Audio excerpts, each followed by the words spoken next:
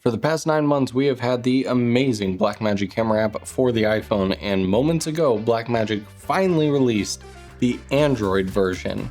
Technically, let's talk about it. So I'm pretty sure since the beginning when Blackmagic first launched the app late last year, we of course got it as the perfect pair to the iPhone 15 Pro, obviously working on other different iPhone models with a promise of an Android version to come in the future. Nearly 2 months ago now at NAB, we got the first in-person glance at the Android version, and I got to play with it myself on a couple different demo phones. No one was able to give me a specific date as to when the public release would happen, and it just so happens right now is that time. But there's a problem. As soon as I got the push notification from the tweet that Blackmagic said, hey, announcing the Blackmagic camera app for Android, I started scrolling at the comments, and pretty quickly I saw a lot of people saying not compatible for my device, not compatible for my device, not compatible for my device. Thinking it was just a bug, and sometimes when you have an app that's brand new in the App Store, there's some issues that happen. So I gave it a little bit of time, and then I worked my way down here to the studio, and I grabbed my 3 Android devices. Got a really basic Realme phone, got a Pixel 5a, and a Pixel 6 Pro. And lo and behold, I can't find the Blackmagic camera app in the App Store. Again, this could be just a bug because it's a brand new app, and I see this happen on iOS and Android all the time. If you go to the Blackmagic camera apps section of Blackmagic's website, which I will leave linked in the description below so you can directly go to it, you will see a download for iOS and a download for Play Store option. So going to that link on all 3 of these devices, I can see the app in the Play Store, but unfortunately I cannot install it. It is completely incompatible with all of my devices. Now, if you are one of the people who can download the Blackmagic camera app for Android and you want to learn everything there is to know about it, or of course if you're on iPhone for some reason watching this video, my top link in the description is my iPhone filmmaking guide. Even though it says iPhone, it's the Blackmagic camera app and other professional filmmaking apps for phones. And because Blackmagic made the app essentially the same on both platforms, you can get up and running and learn all the advanced features. To learn more, check out the link below.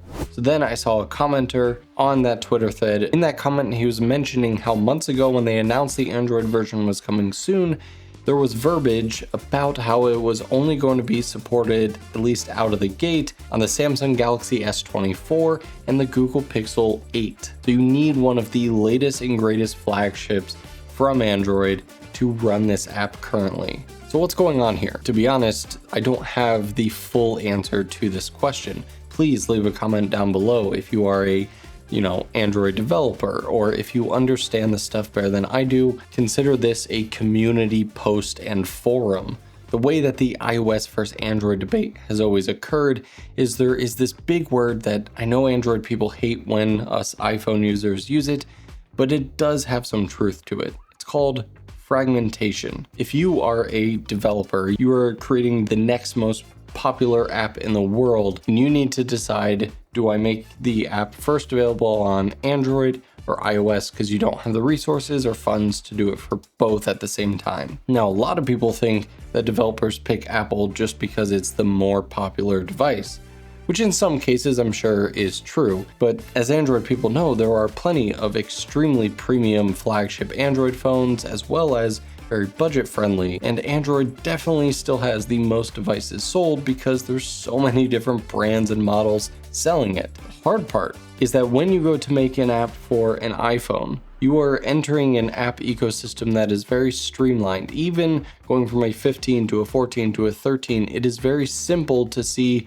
where the changes, the requirements, but you're going to have very few screen sizes that you need to make sure the app is compatible with. Very few processor types, graphics cards. There are just a lot fewer variables that you need to control if you're going to develop for iOS. Whereas in Android, just sitting in front of me here, yes, we have 2 Google Pixel phones, but I have a Realme phone right here, another off-brand Android phone right here. But at this point, there are hundreds, if not thousands, of variations of Android's phone, and they're not all running just Android. It's Google's Android with a layer of Samsung skins, Oxygen OS for OnePlus, and the Nothing phone's got this, and Realme's got that. You've got an incredible amount of software and hardware variables that are near impossible to control. And so my guess what's happening here, they want to control the user experience slightly, and so they picked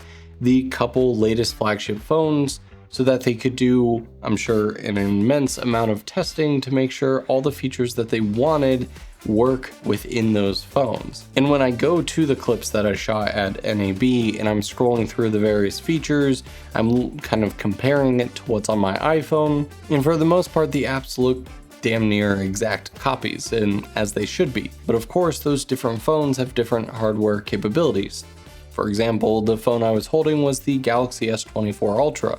Now that phone can shoot in 8K, so when I went to the media settings, of course, I see 8K resolution as an option.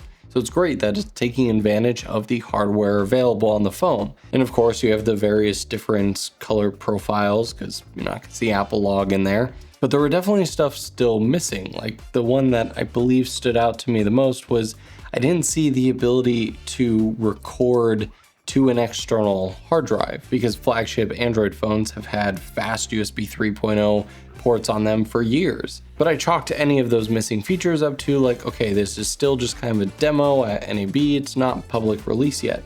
So please, if you have a Pixel 8 or an S24 Ultra, leave a comment down below if you have all the features that you've seen on iPhones, like recording to an external drive, or if you're noticing some of this stuff missing. Now this is the part that I don't know, is are they just starting with the two latest flagships and then they kind of just need to further develop the app to make it more widely compatible? Again, Android developers, let me know in the comments below. Or is this a situation where Blackmagic just had to say, hey, you need a certain amount of RAM, a certain amount of processing power, and honestly, the latest flagship phones are the only ones that can really support it. Now again, if it was just my devices that weren't compatible, I wouldn't be that shocked. But there were some people on that list that were really surprising to me. I mean, the Sony Xperia 1V line, I mean, arguably those are, in at least my favorite cinematic Android phones. And the Xiaomi MT or their latest flagships also were left off the list. Galaxy S22 Ultra owners seemed pretty annoyed, understandably, because all those phones are very powerful and honestly I'm sure could run the app just fine. But my guess is somewhere in the development, they just have to manually choose what resolutions, what frame rates, what codecs are available on that phone. And there's no way to just like automatically have the available codecs and resolutions pop up for every single device that could possibly download this. So there it is. We finally have Blackmagic camera app on Android in a very limited capacity. I'm sure a lot of people are going to be upset at this. We'll see where it goes from here, but let me know your thoughts down in the comments below. Thanks so much for watching. I'll see you guys in the next video.